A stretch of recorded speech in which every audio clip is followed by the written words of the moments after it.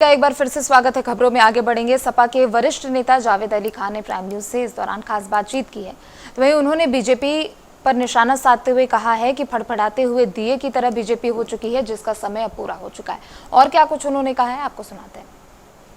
उनके अलग अलग ठिकानों पर आईटी की रेड पड़ रही है और हमारे साथ में बातचीत करने के लिए हैं समाजवादी पार्टी के वरिष्ठ नेता और कोऑर्डिनेशन कमेटी के मेंबर जावेद अली खान जी। बात करते हैं सर, जिस तरह से देखिए सुबह से ही खबरें आ रही थी कि आज़म खान हैं, उनकी जौहर यूनिवर्सिटी और इसके अलावा मेरठ और कई जगह पर जहाँ जहाँ उनके ठिकाने हैं, ऐसा बताया जा रहा है, वहाँ पर आईटी की रेड चल रही है।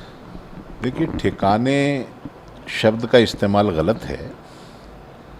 आज़म साहब कोई माफिया नहीं है कि उनके ठिकाने होंगे।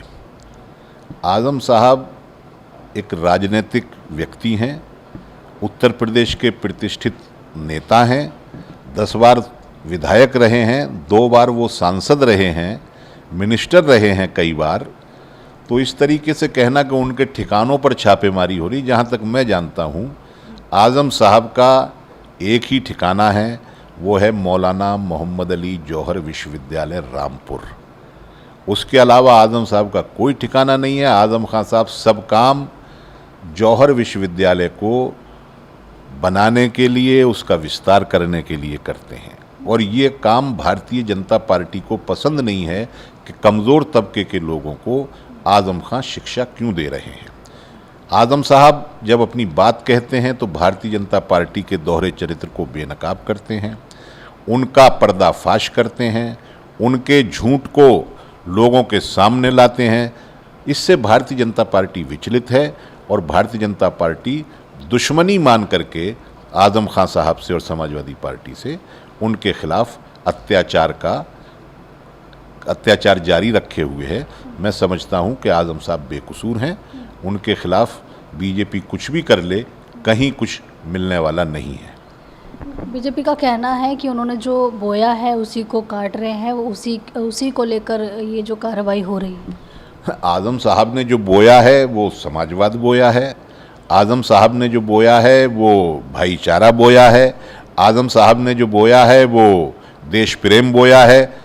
और ये सब चीज़ें जो हैं भारतीय जनता पार्टी को नापसंद हैं, शायद इसीलिए उनके खिलाफ कार्रवाई कर रही है। आपको क्या लग रहा है कि ये जो कार्रवाई हो रही है ये किस लिए कराई जा रही है? भय का माहौल भारतीय जनता पार्टी कायम करना चाहती है। अपने खिलाफ उठने वाली हर आवाज़ को भारतीय जनता पार्टी दबाना चाहती है। विपक्ष के नेताओं में आज़म खान साहब कोई पहली मिसाल नहीं है कि उनके ऊपर छापेमारी कर रहे हैं, फर्जी मुकदमे कर रहे हैं।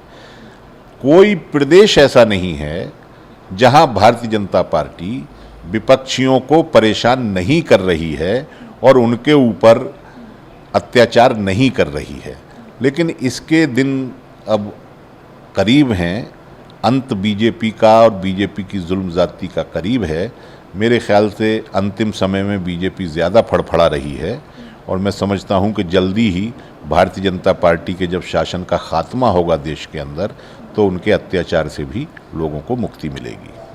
कोऑर्डिनेशन कमेटी की बैठक को कैसे देख रहे हैं, कितनी सीटें, क्योंकि आप लोग देखिए अब एक बड़े गठबंधन में हैं और आपने जो सबसे पहले तो आपको बधाई कि आपने जो घोसी की सीट जीती है उसके लिए, और आगे की आप लोगों की रणनीति क्या है, कितनी सीटें आप मांग करेंगे? नहीं, सीटें कितनी का सवाल नहीं है, अलायंस है और अलायंस उत्तर प्रदेश में 80 सीटें और देश के अंदर 543 सीटें सब लड़ेगा। उसमें जितनी भी सीटें जिस पार्टी के हिस्से में आएंगी वो जल्दी ही तय हो जाएंगी। कोई इतना बड़ा विषय नहीं है ये। इस गठबंधन के अंदर सबसे अच्छी बात ये है कि ये एक राय है इस बात पर कि हमको बीजेपी को बेदखल करना है। उसके लिए जो जिसकी भूमिका होगी उसके साथ वो काम करेगा। फिर भी एक होता है कि अपनी तरफ से अपनी बात रखना, तो कितनी सीटें आप चाह रहे हैं कि आपको मिलनी चाहिए? नहीं, आपको सीटों की गिनती पर क्या इंटरेस्ट है? मैं आपसे कह रहा हूँ हम 80 की 80 सीटों पर बीजेपी को हराएंगे।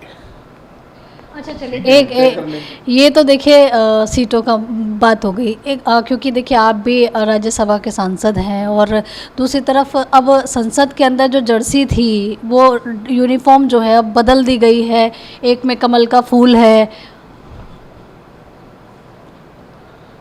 मैंने बताया ना कि जब अंतिम समय आता है तो बौखलाहट बहुत ज़्यादा बढ़ जाती है तानाशाहों की। अब वो मैंने भी सुना है, हालांकि मेरे पास अभी तक राज्यसभा से कोई बुलेटिन ऐसा नहीं आया है, क्योंकि राज्यसभा के बारे में जो हमें सूचनाएं मिलती हैं आधिकारिक रूप से वो राज्यसभा का बुलेटिन जारी होता है, उसके अंदर आती हैं। लेकिन मैंने मीडिया के अंदर इस बात को देखा कि जो वहाँ स्टाफ है, काम करता है, उसके कपड़ों पर कमल का फूल इन्होंने बनाने की कोशिश की है या बनाया गया है। तो वो कुछ भी कर लें, वो कमल का फूल कपड़ों पर बना दें, किसी और जगह लगा दें, लेकिन बीजेपी 2024 में आने वाली नहीं है। चलिए धन्यवाद। तो देखिए, यहाँ आप समाजवादी पार्टी के वरिष्ठ नेता जावेद अली खान को सुन रहे थे, जिनका कहना है कि बीजेपी चाहे कितनी भी कोशिश कर ले, अब 2024 में बीजेपी नहीं आने वाली है। कैमरा किशन के साथ आंचल यादव, प्राइम न्यूज़, दिल्ली।